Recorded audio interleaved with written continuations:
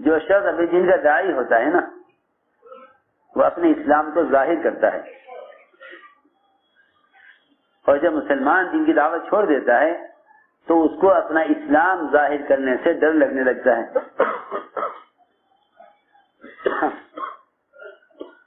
دو چیزیں پیدا ہوتی ہیں دعوت چھوڑ کر، ایک اسلام کی علامتوں کو ظاہر کرنے سے شرم آنے لگتی ہے، اور دوسرے اسلام کے فرائض کو کھل کر عمل کرنے سے، اسلام کے فرائض پر کھل کر عمل کرنے سے آدمی گھبرانے لگتا ہے۔ ہم جگہ نماز پڑھنے لگے عصر کی، ایک جگہ عصر کی نماز پڑھنے لگے، ایک جگہ عصر کی نماز پڑھنے لگے، ایک ساتھ نے کہا اوہو آپ کو خبر نہیں، قانون آ گیا، قانون کہ ادھر ادھر کہیں نماز نہیں پڑھ سکتے سوائے مسجدوں کے۔ میں نے کہا کیوں؟ اللہ نے تو کہا ہے کہ ساری زمین سجدہ ہے، اور تم پچھلی قوموں کی طرح، پچھلی امتوں کی طرح کہنے لگو کہ نماز مسجد میں پڑھو۔ ہم سفر میں تھے کیونکہ اللہ تو یہ فرما رہے، اللہ کے نبی نے یہ فرمایا کہ اس امت کی خصوصیت ہے یہ کہ زکوٰۃ اس امت کے لیے حلال کر دی گئی۔ پچھلی امتوں کی زکوٰۃ آسمان سے آگ آتی تھی، وہ زکوٰۃ کا مال کھا جاتی تھی تو زکوٰۃ ادا ہو جاتی۔ غنائم جو مال کفار و مشرکین سے بطور غنیمت کے ملتا تھا وہ سارا جمع کر دیا جاتا تھا ایک جگہ، آسمان سے آگ آتی تھی اور سارا مال غنیمت کھا جاتی تھی۔ ایک مرتبہ مال جمع کر دیا گیا لیکن آگ نہیں آئی۔ نبی نے کہا کہ تم میں سے کسی نے مال غنیمت میں سے کچھ چرایا ہے، کچھ خیانت کی ہے، اس لیے آگ آ نہیں رہی، اللہ تعالیٰ مال قبول نہیں کر رہے۔ کہا کہ تمہیں خیانت ہے، جس نے خیانت کی اس نے چھپا لیا، آ گئی نا سامنے، اب آگے نہ آگے۔ نبی نے کہا کہ تم میں سے ہر ایک اپنے اپنے قبیلے کا آدمی آئے اور مجھ سے میرے ہاتھ پر آ کر بیعت کرے۔ ایک ایک آیا، ایک ایک آیا، ایک آدمی آیا، اس کا ہاتھ نبی کے ہاتھ سے چپک گیا، خیانت اس نے کی تھی۔ تو پھر وہ سونا لے کر آیا انڈے کے برابر، وہ سونا اس نے خیانت مال غنیمت سے لیا تھا وہ اس میں ڈال دیا، مال غنیمت پورا ہو گیا، آگ آئی کھا گئی اس کو۔ یہ پہلا دستور تھا سارے نبیوں کے زمانے میں۔ اسی طرح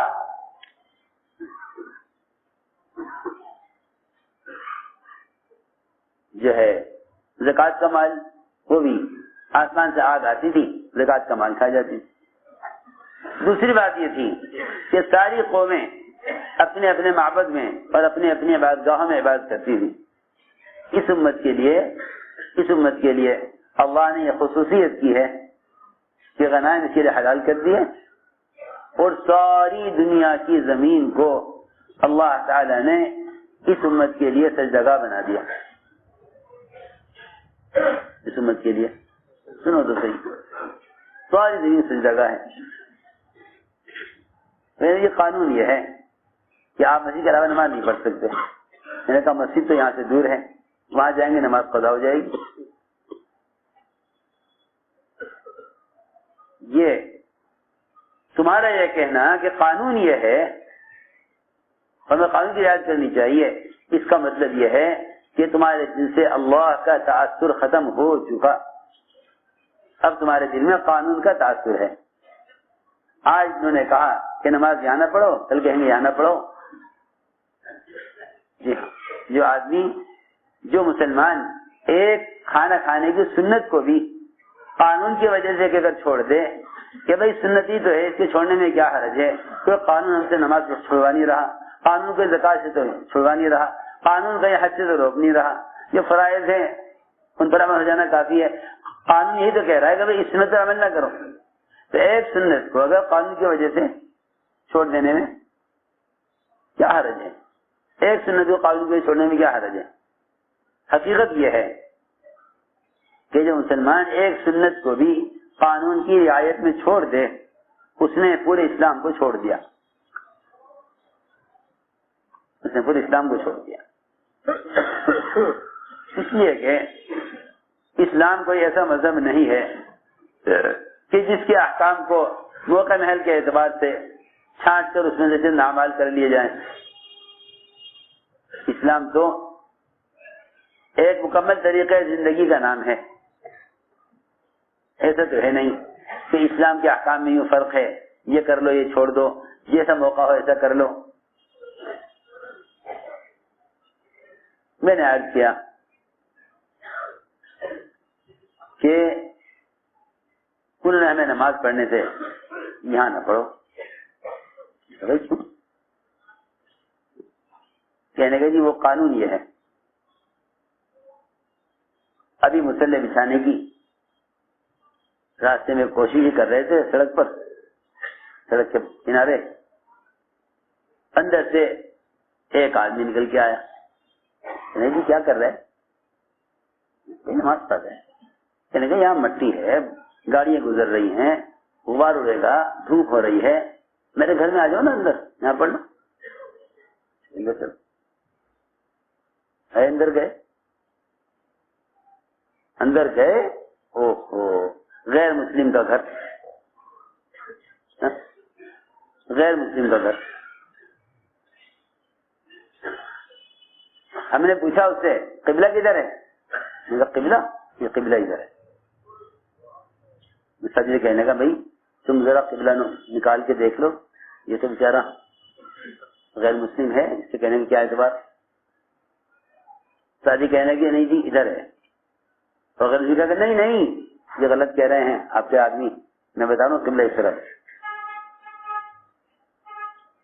قطب نما نکال کے دیکھا تو جدھر وہ غیر مسلم کہہ رہا تھا قبلے کو، ادھر ہی قبلہ نکلا۔ پڑھ لو نماز، نماز یہاں پڑھ، گھر کے آگے صحن تھا، بڑی اچھی جگہ تھی، صاف ستھری۔ ہائے ہائے، بات یہ ہے کہ وہ تو اللہ رب العزت اسلام کو لے کر پھر مسلمان کے اسلام کو لے کر پھرنے کی وجہ سے غیروں میں اسلام کا رعب ڈالے ہوئے تھے۔ مسلمان نے اپنے سارے رعب کو جو ختم کیا ہے وہ صرف دین کی دعوت کو لے کر پھرنا چھوڑ دیا ہے۔ اس وجہ سے مسلمان کا رعب غیروں کے دلوں سے نکل گیا۔ اب تو ایسے احمق اور جاہل قسم کے لوگ پیدا ہو گئے ہیں جو چاہتے ہیں کہ ایسے آلات اور ذرائع ہوں جس سے اسلام پھیل جائے۔ پھرنے کی کیا ضرورت ہے؟ پھرنے سے انکار کرنا براہ راست قرآن کی آیت کا انکار کرنا ہے۔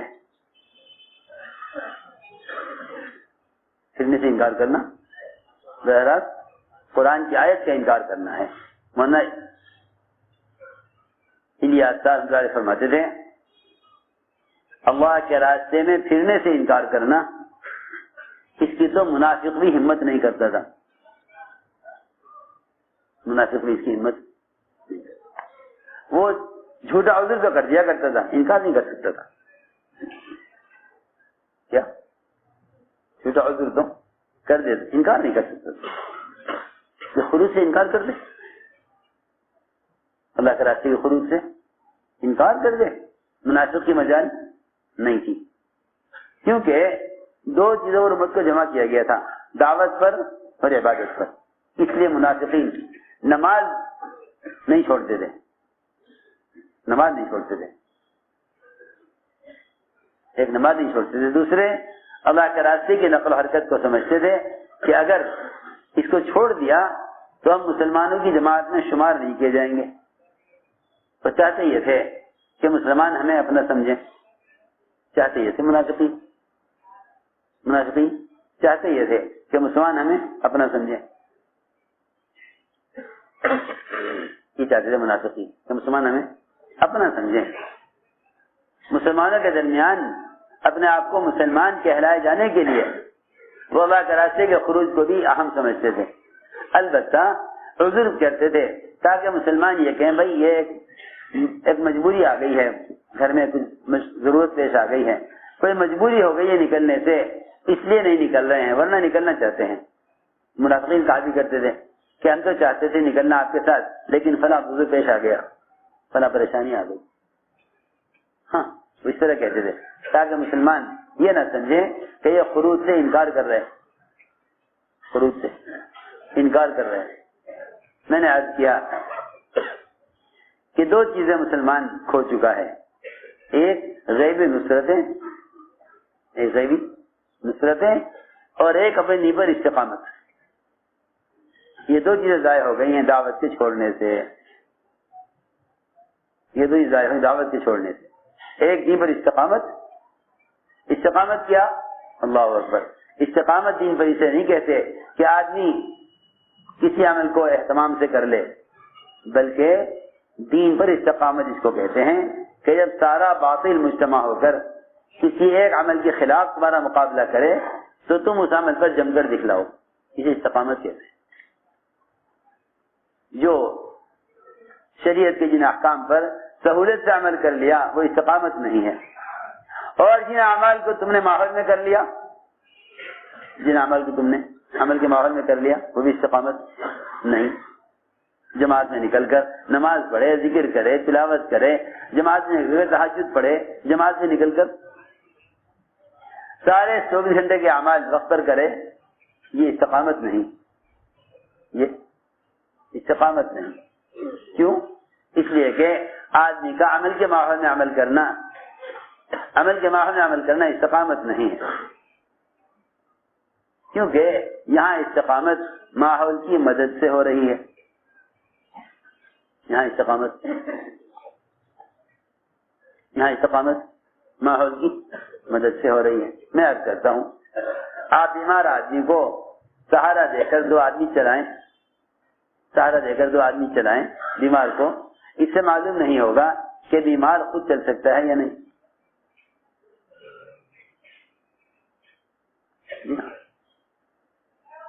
ڈاکٹر کہتے ہیں مریض سے ذرا چل کر دکھلاؤ، ذرا چل کر دکھلاؤ۔ آپ بچے کا ہاتھ پکڑ کے چلا رہے ہیں تو آپ نہیں کہہ سکتے کہ بچے کو چلنا آیا یا نہیں آیا جب تک وہ خود قدم نہ اٹھائے۔ میں عرض کر رہا ماحول میں کسی عمل کا ہونا استقامت نہیں ہے، بلکہ خلاف ماحول، جہاں ماحول خلاف ہے وہاں عمل پر جمنا استقامت ہے، وہاں عمل پر جمنا استقامت ہے۔ امت نے دعوت کو چھوڑ کر دو چیزیں ختم کر لی، ایک اللہ کی غیبی مددوں کا دروازہ بند کر لیا، غیبی مددوں کا دروازہ بند کر لیا، اس لیے کہ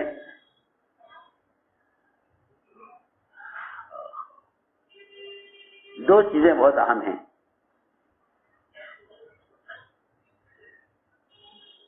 ایک دعاؤں کی قبولیت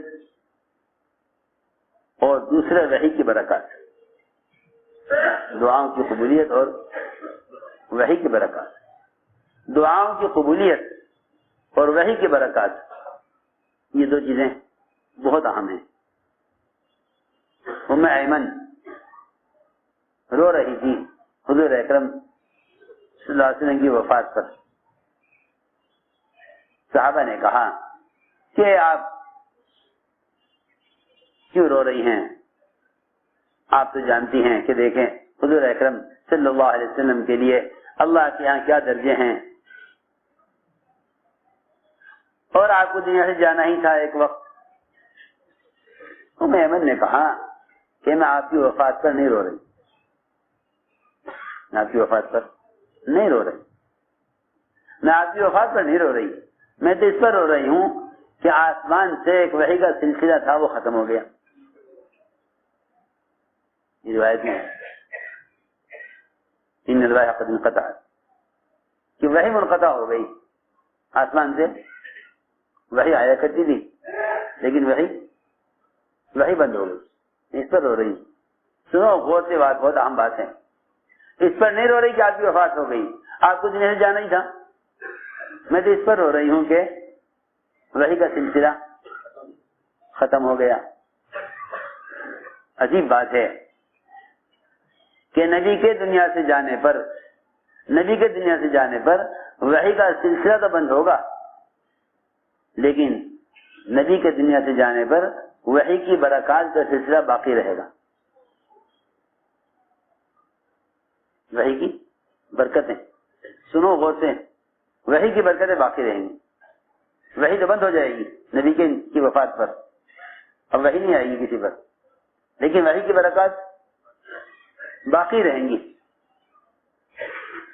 لیکن ایک بات اس پر میں عرض کرنا چاہتا ہوں کہ وحی نبی کے دنیا سے جانے پر وحی تو بند ہو جائے گی، لیکن وحی کی جو برکات ہیں وہ وحی کی برکات نبی کے دنیا سے جانے پر بند نہیں ہوں گی، بلکہ وحی کی برکات جب بند ہوں گی جب نبی کی امت نبی والا کام چھوڑ دے گی. جب امت نبوت کا کام چھوڑ دے گی، جب امت نبوت کا کام چھوڑ دے گی تب وحی کی برکات بند ہو جائیں گی. یہ حدیث میں ہے نا روایت. کیا روایت ہے؟ جی ہاں، کہ جب یہ مسلمان اجتماعی طور پر یہ امت بھلائی کا حکم کرنا برائی سے روکنا چھوڑ دے گی تو یہ دعاؤں کی قبولیت سے اور وحی کی برکات سے محروم کر دی جائے گی. یہ ہے روایت، وحی کی برکات سے محروم کر دی جائے گی. جب یہ امت دعوت کو چھوڑ بیٹھے گی تو امت وحی کی برکات سے محروم ہو جائے گی. ورنہ صرف نبی کا دنیا سے جانا یہ وحی کو منقطع کرے گا، برکات کو منقطع نہیں کرے گا. وحی ختم ہو جائے گی، برکات باقی رہیں گی.